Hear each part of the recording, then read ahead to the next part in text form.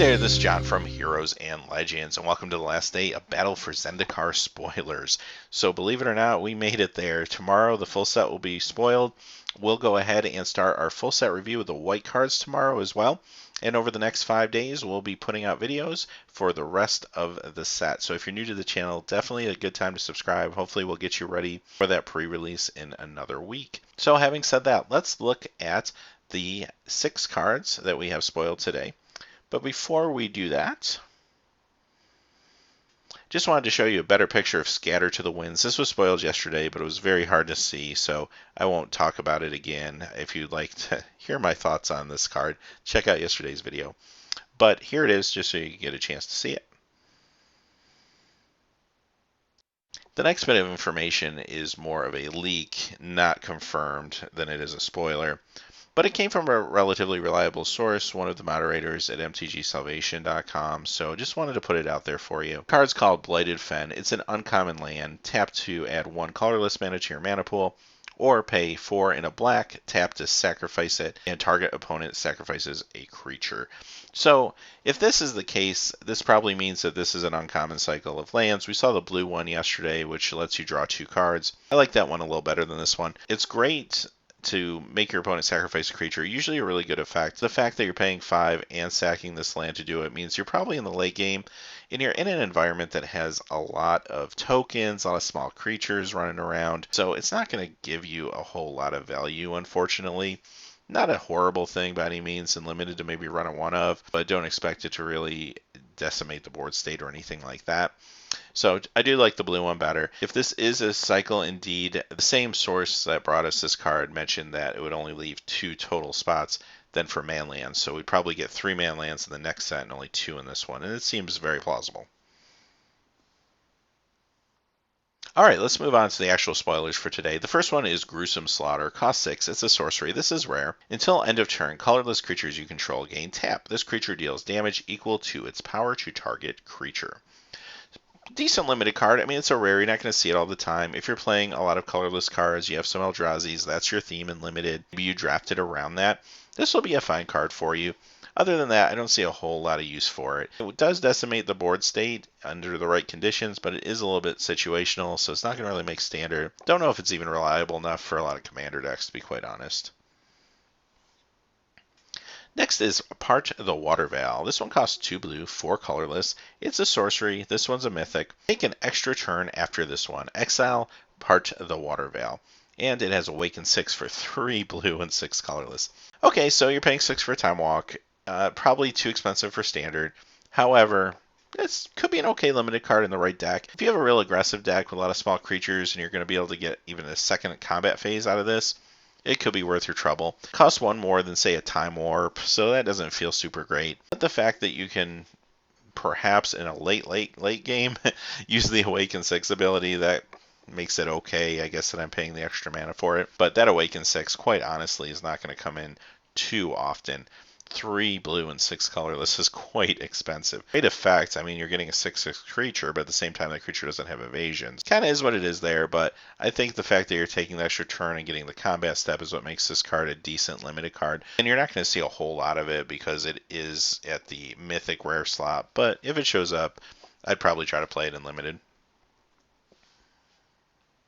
Next we have Makindi Sliderunner. Costs a red, a colorless. It's a beast with trample, 2/1, and has landfall. Whenever a land enters the battlefield under your control, Makindi Sliderunner gets +1/+1 till end of turn. So for standard, if there is a aggro deck in red or maybe red-black in this metagame, then this guy will find a home in it. It's a pretty good card. It can be pushed a little bit. Just the fact that you play a land, you play a fetch land, these guys and multiples can get a little bit hard to deal with pretty quick. Love the fact that it has trample. Also going to be very good for you in limited. I really like this in maybe a limited aggro build as well. Pretty good card overall.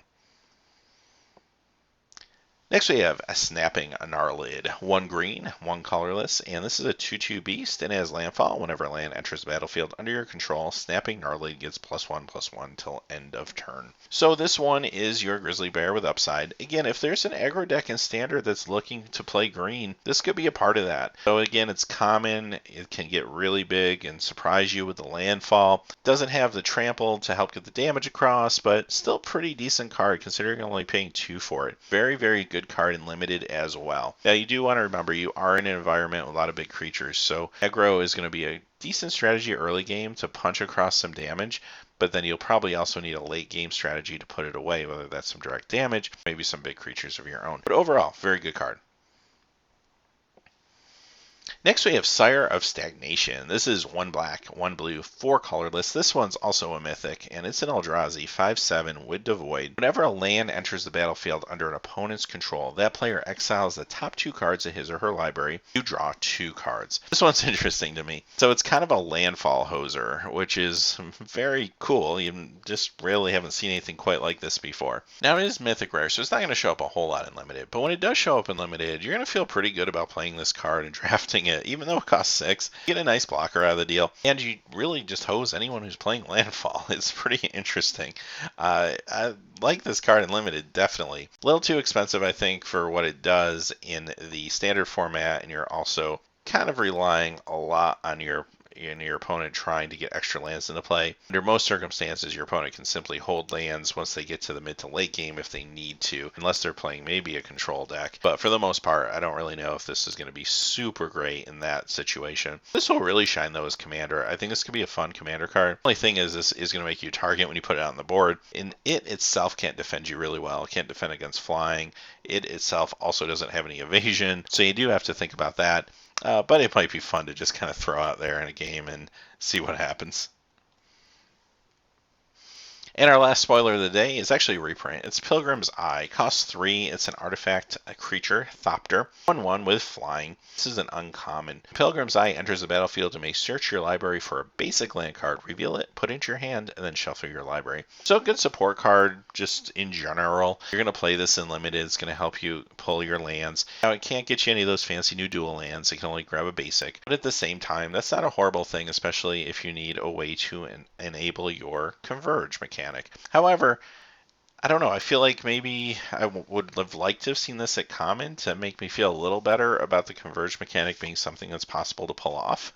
At Uncommon, it's still not quite accessible enough to make me feel like I'm going to go out there and draft Converge. I'm sure tomorrow when we get the full set, we'll see a lot of commons that are going to help Converge. But right now, I'm still a little shaky on it. The other thing this is kind of cool about is, could there be a standard deck out there that plays this along with a Thopter Spy Network? That would be interesting because not only does this go ahead and enable a Thopter Spy Network, but it also lets you get to the point where you're pulling maybe your 4th land to cast it and almost guarantee that you're going to be able to get it on your 4th turn. That's kind of a cool idea. Don't know if that deck would actually exist in the metagame, but hey, it's a soft metagame right now. We're losing a lot of cards and a lot of sets, so you never know. Some things that are maybe a little less stable could emerge as decent decks, at least until the next set comes out.